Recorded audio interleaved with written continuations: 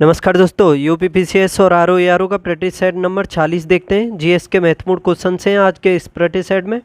देखो 50 तो मैं आपके सामने ये प्रैक्टिस सेट करूँगा ही कंप्लीट, इसका ये आज 40वां है। अच्छे क्वेश्चन हैं जीएस के, सभी को साथ ही साथ मेरे साथ करने की कोशिश करो और कमेंट बॉक्स में आंसर भी देते रहो। देखो पहला क्वेश्चन देखते हैं इसमें कि भारत की गिनती जननांकीय लाभांश वाले देशों के रूप में की जाती है। ऐसा इसलिए है, क्यों की जाती है?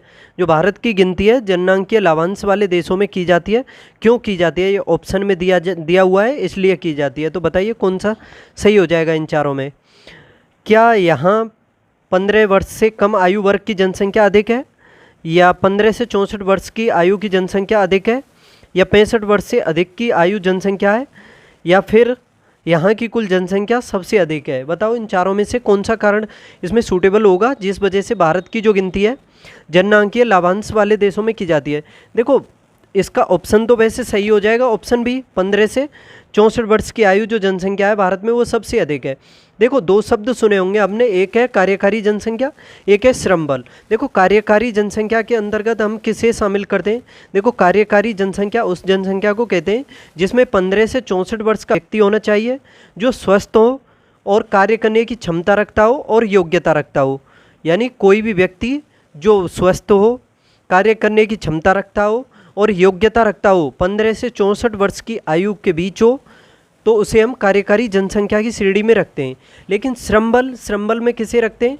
तो देखो श्रम बल में और कार्यकारी जनसंख्या में सिर्फ जो फर्क है वो इच्छा का है। यानी श्रम बल में उसे शामिल करते हैं 15 से 64 वर्ष का दोनों में होना चाहिए, 15 से 64 वर्ष का व्यक्ति हो, कार्य करने की क्षमता रखता हो, योग्यता रखता हो, स्वस्थ हो, लेकिन उसके साथ साथ अगर इच्छा भी रखता है तो वो श्रम बल में आ जाएगा। ठीक है, फर्क भी समझ गए होंगे कार्यकारी और श्रम बल में। तो याद रखना भारत में जो जनसंख्या है वो कार्यकारी जनसंख्या अधिक है, यानी 15 से 64 वर्ष की आयु की अधिक जनसंख्या है। तो इसी वजह से भारत की जो गिनती है जननांकीय लाभांश वाले देशों में की जाती है। तो पहला क्वेश्चन अच्छा है, समझने की कोशिश करना। अब देखते हैं सेकंड। इसमें देखो कथन दिए हुए हैं। पहला कथन है इसमें धारणीय विकास लक्ष्य यानी सस्टेनेबल डेवलपमेंट गोल्स पहली बार वर्ष 1972 में एक वैश्विक विचार मंडल यानी थिंक टैंक जिसे क्लब ऑफ रोम कहा जाता है ने प्रस्तावित किया था। दूसरा इसमें धारणीय विकास लक्ष्य वर्ष 2030 तक प्राप्त किए जाने हैं। तो बताओ इन दोनों में से कौन सा सही होगा, इसका जवाब बता दो।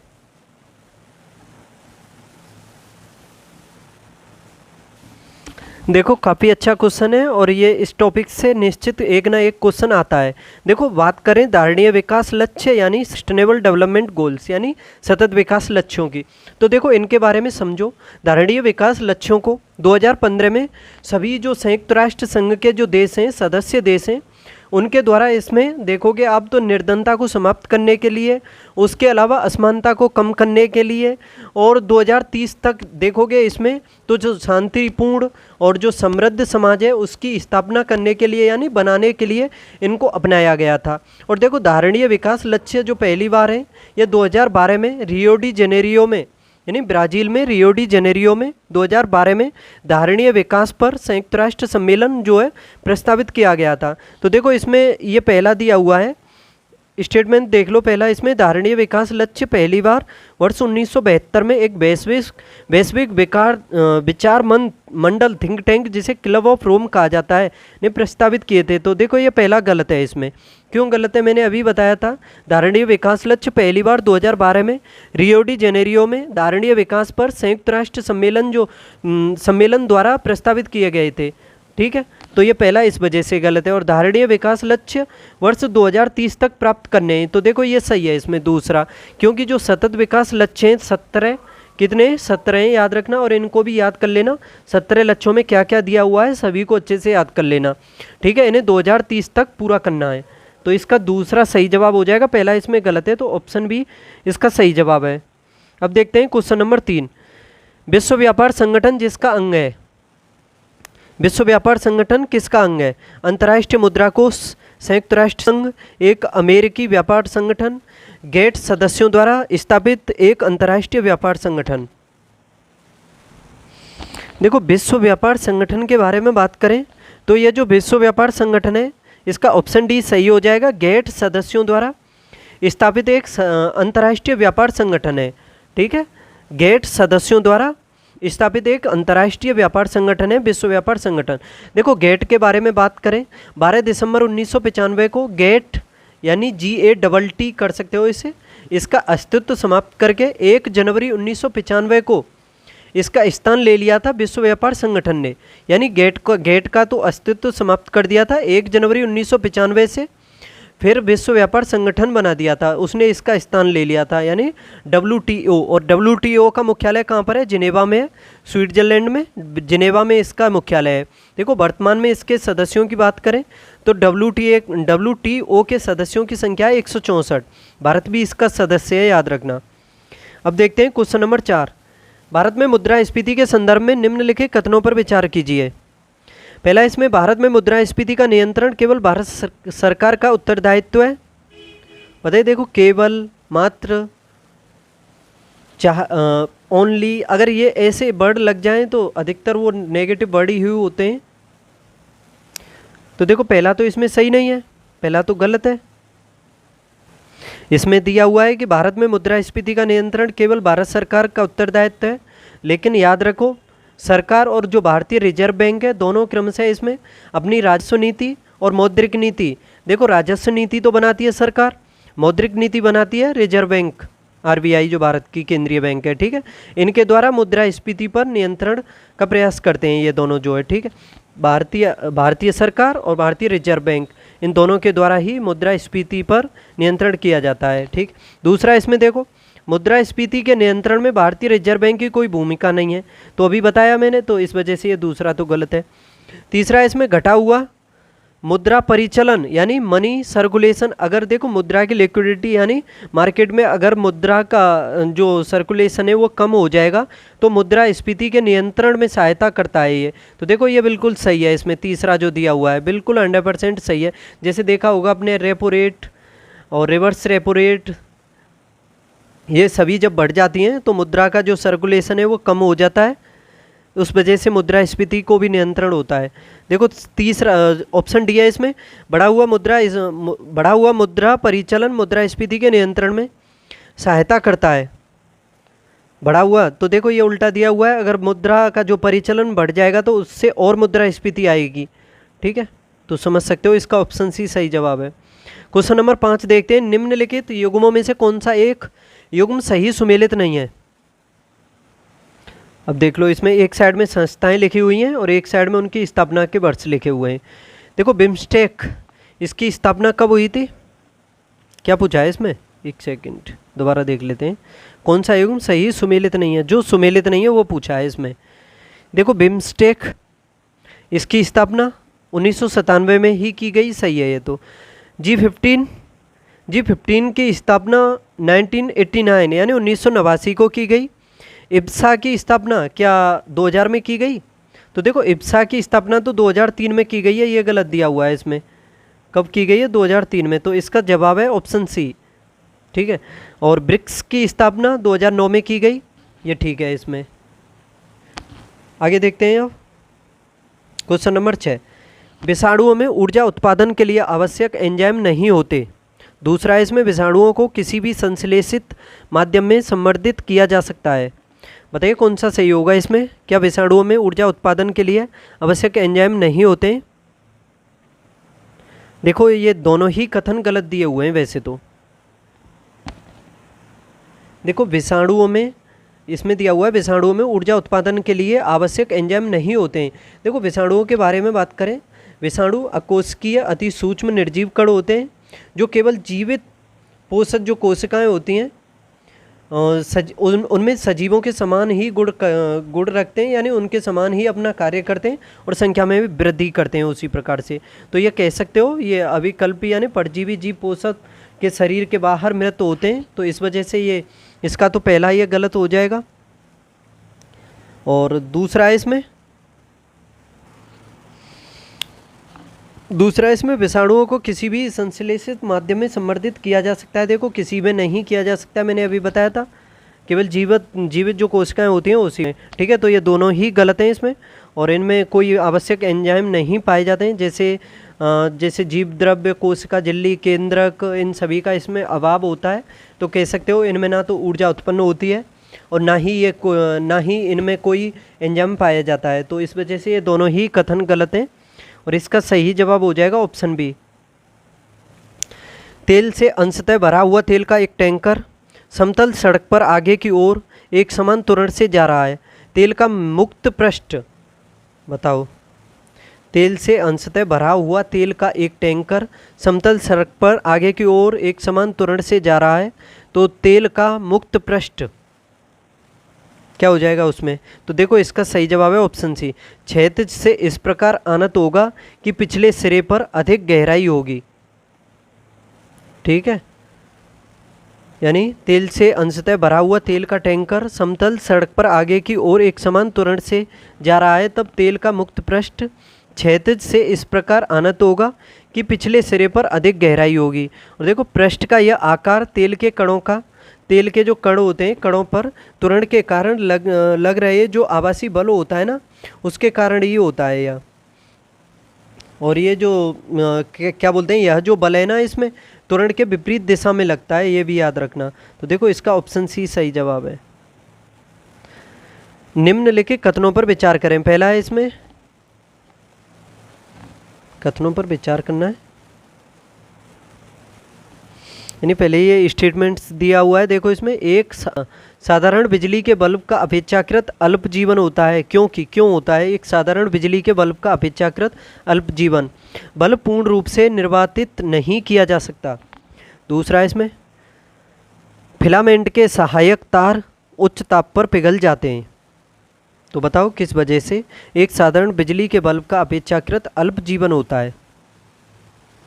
देखो ये दोनों ही कथन इसमें सही हैं, इसको सूटेबल है कि इस वजह से इसका अल्प जीवन होता है साधारण बल्ब का, कि बल्ब पूर्ण रूप से निर्वातित नहीं किया जा सकता है। और दूसरा इसमें फिलामेंट के सहायक तार उच्च ताप पर पिघल जाते हैं, इसी वजह से। तो ये दोनों ही कथन सही हैं। हरे पौधों में क्लोरोफिल के बनने के लिए निम्नलिखित में से कौन सा तत्व अनिवार्य है क्लोरोफिल के लिए? तो देखो हरे जो पेड़ पौधे होते हैं उनमें क्लोरोफिल बनने के लिए जो मैग्नीशियम है वो तत्व अनिवार्य होता है, मैग्नीशियम। ये तो काफ़ी कॉमन क्वेश्चन है, सभी को पता भी होगा इसके बारे में।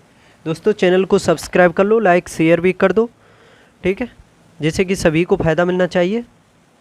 और पीडीएफ नोट्स के रूप में पीडीएफ नहीं, ये समझो कि इसके अलावा जो यूपीपीसीएस और आरओ की जो नोट्स की सीरीज़ है वो भी मैंने स्टार्ट कर दिया। उसकी एक क्लास हो चुकी है, उसी तरह से 7-8 दिन में एक क्लास आती रहेगी उसकी, उसको भी देख लो। उसमें काफ़ी महत्वपूर्ण टॉपिक दिए हुए हैं, यानी वो टॉपिक वाइज है, उस हिसाब से क्लास है, अच्छी है। उसमें सभी से संबंधित नोट्स हैं, सभी सब्जेक्टों से। देखो आगे क्वेश्चन 10वां, इसमें आपको देखना है कौन सा सही सुमेलित नहीं है। देखो एक साइड में हार्मोन दिए हुए हैं और एक साइड में उनके कार्य दिए हुए हैं। जैसे इंसुलिन है, इंसुलिन कोई बता सकता है? ये पूछा भी जा चुका है 2023 के एग्जाम में कि इसका जो स्रावन होता है वो कहाँ से होता है, किस ग्रंथि से होता है। तो बताओ इंसुलिन का कार्य कौन सा सुमेलित नहीं है? वैसे तो इसमें ये पूछा है,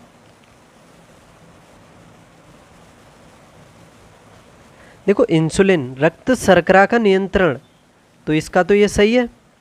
मेलाटोनिन ये निंद्रा का नियंत्रण करता है, निंद्रा पर मेलाटोनिन। ऑक्सीटोसिन ये स्तन ग्रंथि से दुग्ध का निःसरण करता है, तो ये भी ठीक है। गैस्ट्रिन रक्तचाप का नियमन करता है क्या? गैस्ट्रिन, देखो गैस्ट्रिन एक पेप्टाइड हार्मोन होता है, पहली बात तो ये याद रखना। ये आमाशय एवं ग्रहणी की जो कोशिकाओं द्वारा स्रावित होने के बाद गैस्ट्रिक अम्ल के स्रावण को प्रेरित करता है, ठीक है, याद रखना। ये रक्तचाप का नियमन नहीं करता है, इस वजह से ये गलत है, ठीक है। और इसका स्रावण कहाँ से होता है?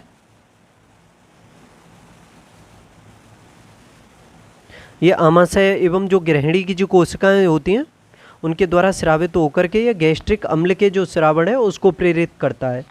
तो इस वजह से ये ऑप्शन डी इसमें गलत दिया हुआ है। अतिरिक्त वायु की उपस्थिति में प्रबल तापन द्वारा सल्फाइड अयस्कों को ऑक्साइडों में रूपांतरित करने की प्रक्रिया का नाम क्या है? अतिरिक्त वायु की उपस्थिति में प्रबल तापन द्वारा सल्फाइड अयस्कों को ऑक्साइडों में रूपांतरित करने की प्रक्रिया का नाम क्या है? निस्तापन, भर्जन, प्रगलन, भस्मीकरण।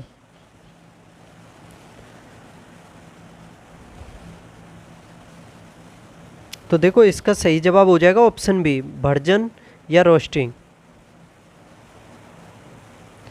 नीचे दो वक्तव्य दिए गए हैं, उनमें से एक कथन है और कारण है। देखो कथन देखो, मोहम्मद गौरी को भारत में मुस्लिम शासन का वास्तविक संस्थापक माना जाता है क्या?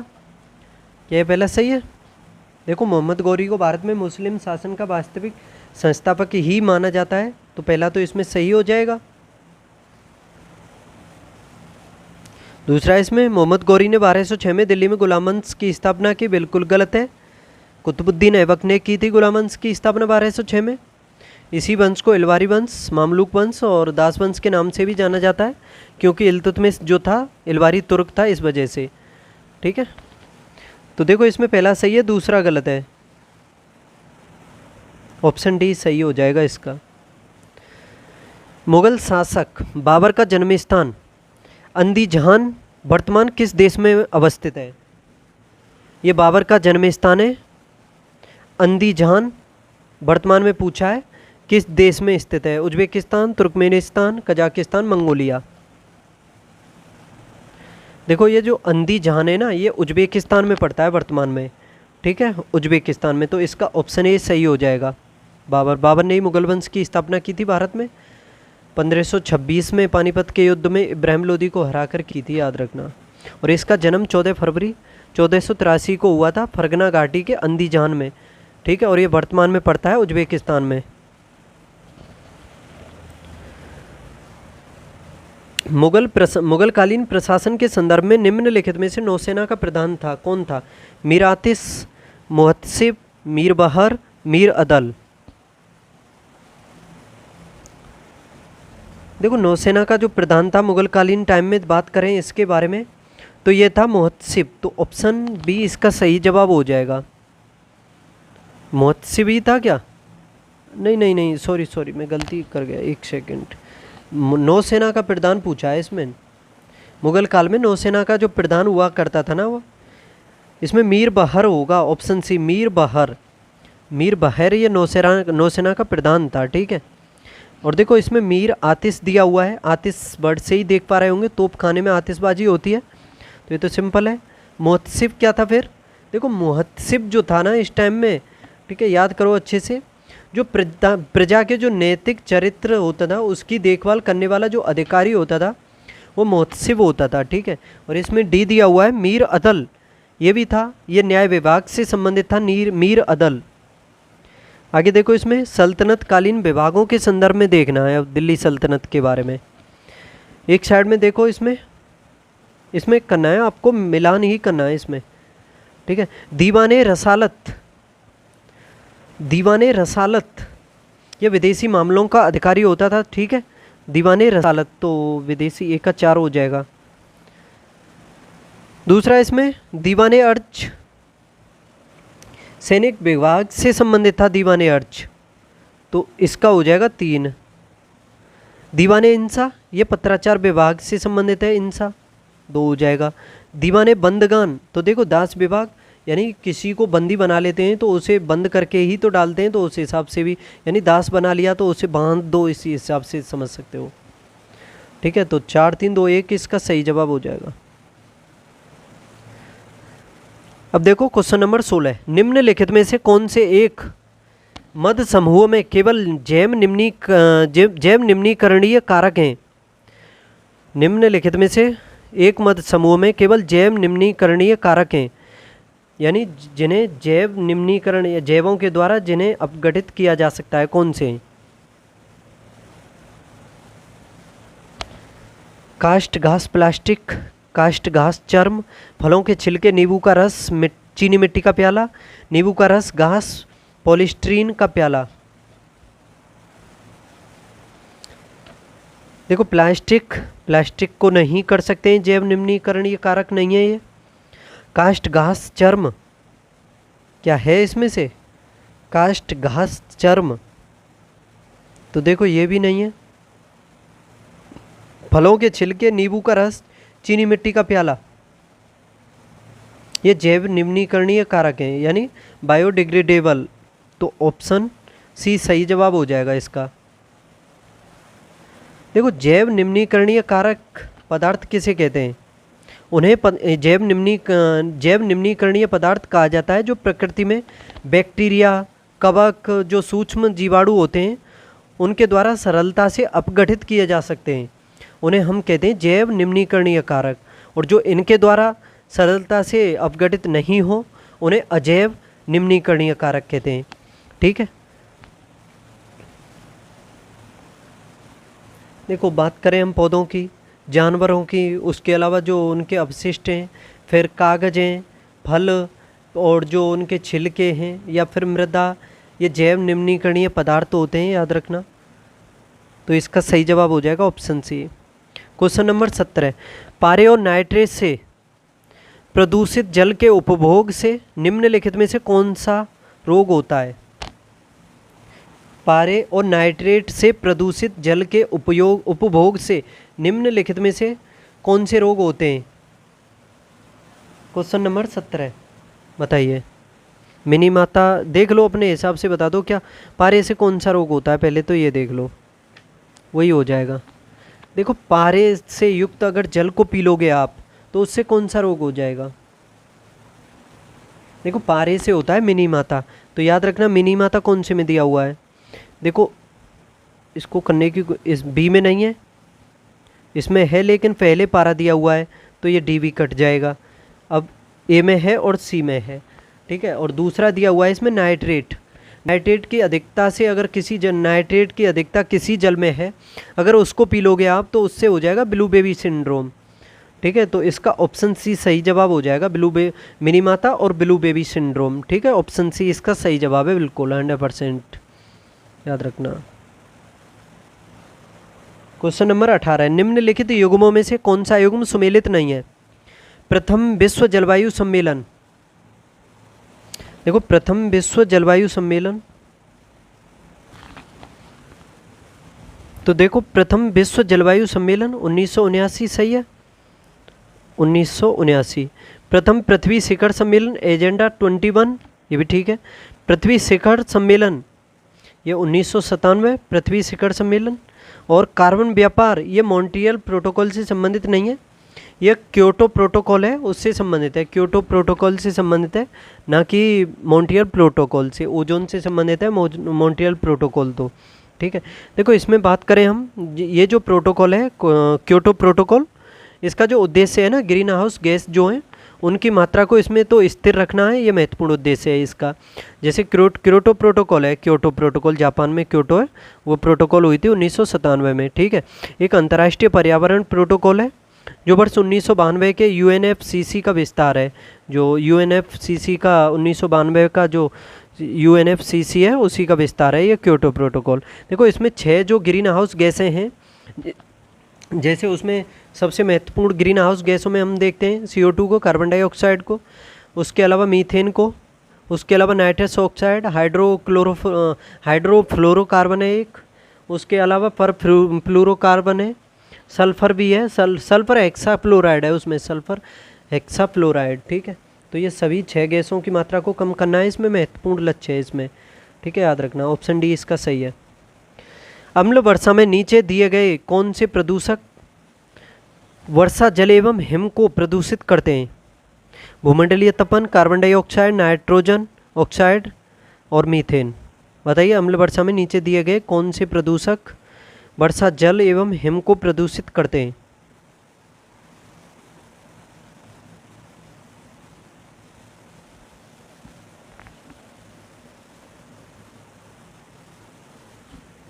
देखो इनमें जो दिए हुए हैं इसके हिसाब से देखें तो एक तो नाइट्रोजन के ऑक्साइड, एक कार्बन डाई, तो ये 2 सही दिए हुए हैं इसमें। ये जो हैं इसमें अम्ल वर्षा में ये प्रदूषक हैं जो वर्षा जल एवं हिम को इसमें प्रदूषित करते हैं। ठीक है, ऑप्शन देख लो इसमें 3 और 2 कौन से में दिए हुए हैं, 3 और 2, तो इसका ऑप्शन सी सही जवाब हो जाएगा। देखो इसके अलावा बात करें हम अम्ल वर्षा में, तो इसके अलावा जो सल्फर डाइऑक्साइड है वो भी शामिल होती है, याद रखना। पूछा जाता है कि अम्ल वर्षा किसकी वजह से होती है, तो नाइट्रस ऑक्साइड और सल्फर डाइऑक्साइड इनकी वजह से होती है। आगे देखते हैं, जनगणना 2011 के अनुसार निम्नलिखित में से किस केंद्र शासित प्रदेश में अनुसूचित जनजाति जनसंख्या सर्वाधिक है? प्रतिशत में पूछा है क्या? जनसंख्या पूछा है। केंद्र शासित प्रदेश में अनुसूचित जनजाति जनसंख्या सर्वाधिक है। लक्षद्वीप, दादर नगर हवेली, दमनदीप, पुडुचेरी।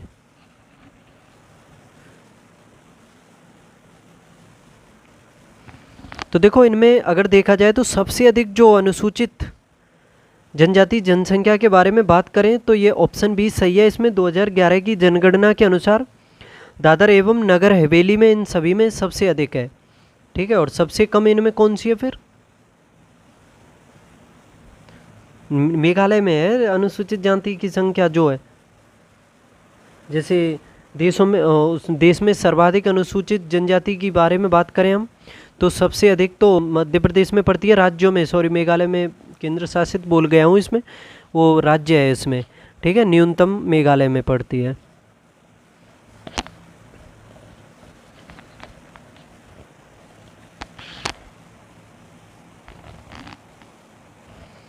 बालेआरिक द्वीप समूह कहाँ स्थित है? बालेआरिक द्वीप समूह भूमध्य सागर, काला सागर, बाल्टिक सागर, उत्तरी सागर।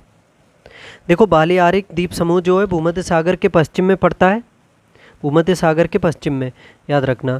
देखो इस द्वीप समूह में इबरीजा है, एक मेलोरिका है, इसके अलावा एक और है मेनोरिका।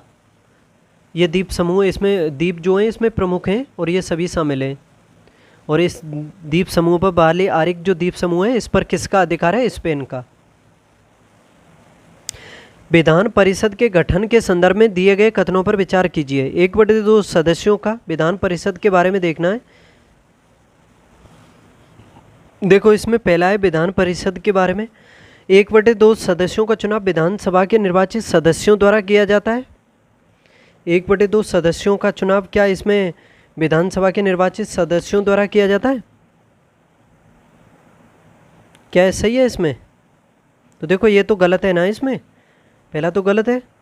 एक सेकंड काट देता हूँ इसे। 1/2 सदस्यों का चुनाव इसमें विधानसभा के निर्वाचित सदस्यों द्वारा नहीं किया जाता है, याद रखना।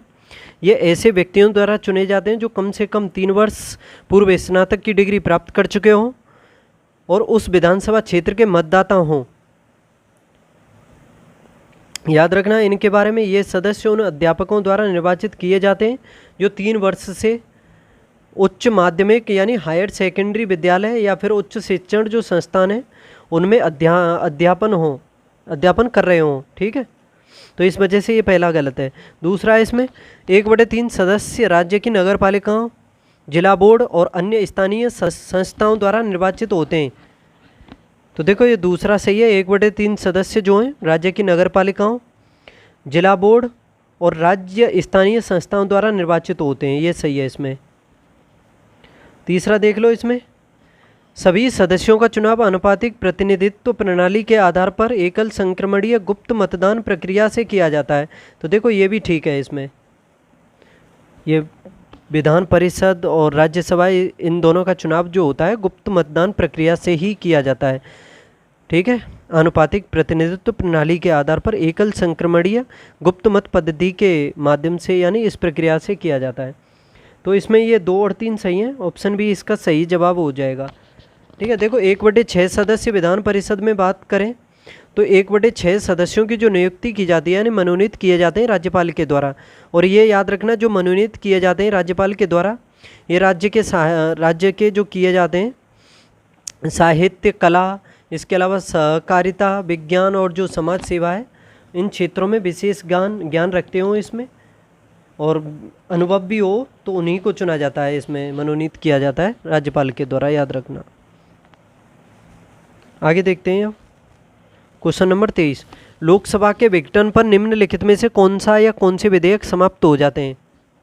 देखो लोकसभा के विघटन पर पूछा है इसमें।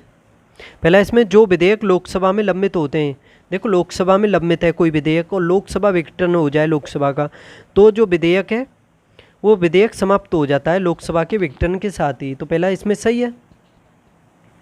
दूसरा है इसमें, जो विधेयक लोकसभा से पारित हो चुके हैं किंतु राज्यसभा में लंबित हैं। तो देखो ऐसे विधेयक भी समाप्त हो जाते हैं।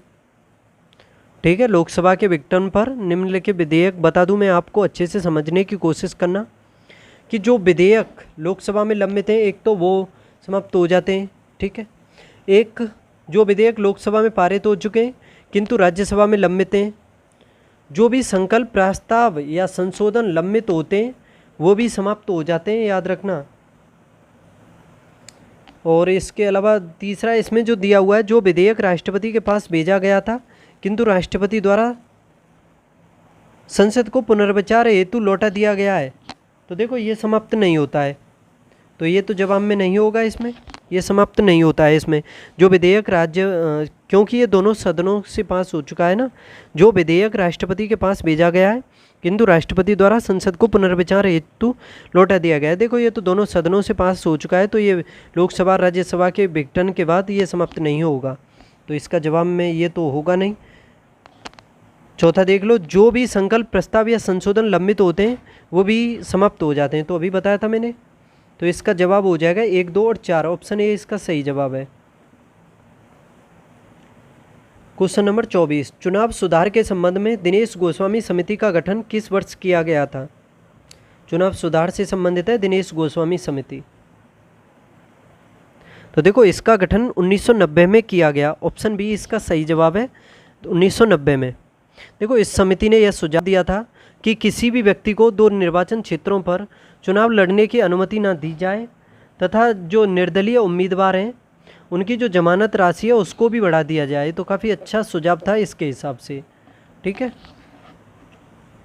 आगे देखते हैं अब, किस संशोधन अधिनियम के तहत अनुच्छेद 326 का संशोधन करके मतदान की आयु 21 से घटाकर 18 की गई थी? काफ़ी कॉमन क्वेश्चन है, सही भी बताओगे, अधिकतर सभी को पता होगा।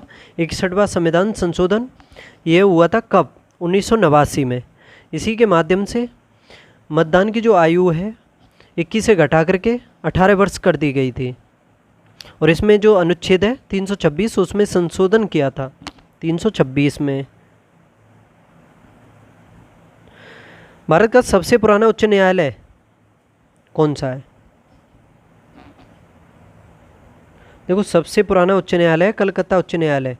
ठीक है, 1862 में बना था ये। कब बना था? काफ़ी पुराना है, 1862 में। देखो आंध्र प्रदेश उच्च न्यायालय जो है अमरावती में स्थित है, और ये देश का सबसे नया है, सबसे पुराना है कोलकाता उच्च न्यायालय, याद रखना।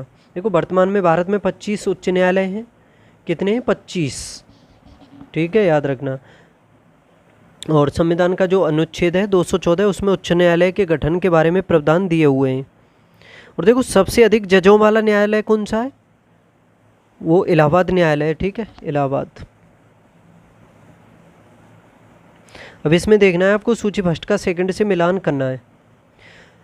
तमिलनाडु, देखो एक साइड में राज्य है, एक साइड में राज्यसभा सदस्य हैं। तमिलनाडु में राज्यसभा सदस्यों की संख्या कितनी है? देखो तमिलनाडु में 18, एक का हो जाएगा इसमें, एक सेकंड, एक का हो जाएगा 4। बी बिहार में कितने? बिहार में 16। नहीं, एक चीज़ और बताता चलूँ साथ ही साथ, जैसे तमिलनाडु है इसमें जो राज्यसभा सदस्य हैं यानी राज्यसभा सीटों की संख्या तो 18 है, और जो लोकसभा है लोकसभा की है 39। बिहार में राज्यसभा की 16, ठीक है, लोकसभा की 40। कर्नाटक में राज्यसभा के 12, और इसके अलावा लोकसभा की बात करें तो 25 है। आंध्र प्रदेश में 11 बचे हैं इसमें, और जो लोकसभा है उसकी कितनी आंध्र प्रदेश में? 25। ठीक है, तो 4 1 2 3, 4 1 2 3।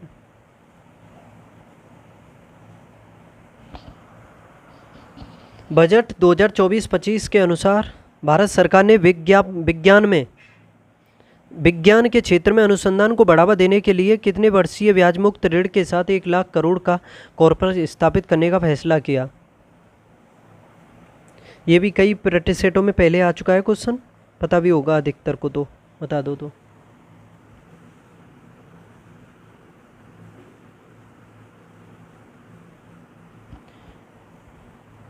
तो देखो इसका सही जवाब हो जाएगा ऑप्शन सी, 50 वर्ष। ठीक है, 50 वर्ष।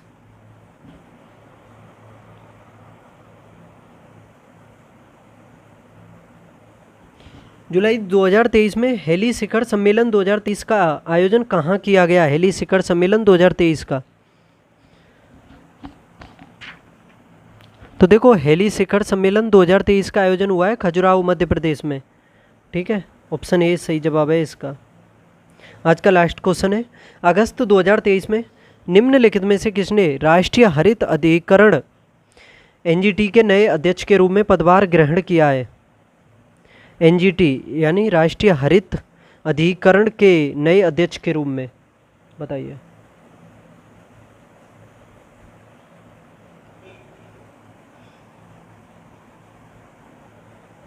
तो देखो न्यायमूर्ति प्रकाश श्रीवास्तव ये बने एनजीटी के नए अध्यक्ष, तो ऑप्शन ए सही जवाब हो जाएगा। तो दोस्तों इस तरह से आज का प्रैक्टिस सेट यहीं पर कंप्लीट होता है। कल मिलेंगे या परसों जब भी अगला प्रैक्टिस सेट आएगा 47वें प्रैक्टिस सेट के साथ। तब तक पढ़ते रहना, हंसते खेलते कूदते रहो। और जो नोट्स वाली क्लास नहीं देखी है तो पहली क्लास उसकी हो चुकी है, उसको भी देख लो, काफ़ी इंपॉर्टेंट टॉपिक हैं उसमें, उसकी भी आया करेगी। मैंने बता दिया है पहले और फिर भी बता रहा हूँ क्योंकि वो काफ़ी यूजफुल क्लास है आप सभी के लिए। आपके एग्जाम से संबंधित महत्वपूर्ण टॉपिक रखे हैं हमने उसमें, यानी दृष्टि पब्लिकेशन के नोट्स निचोड़ है उसमें कंप्लीट उसमें। ठीक है, देखोगे तो काफ़ी यूजफुल होगी वो क्लास आप सभी के लिए। चलो अगले प्रैक्टिस सेट में मिलते हैं, तब तक बाय।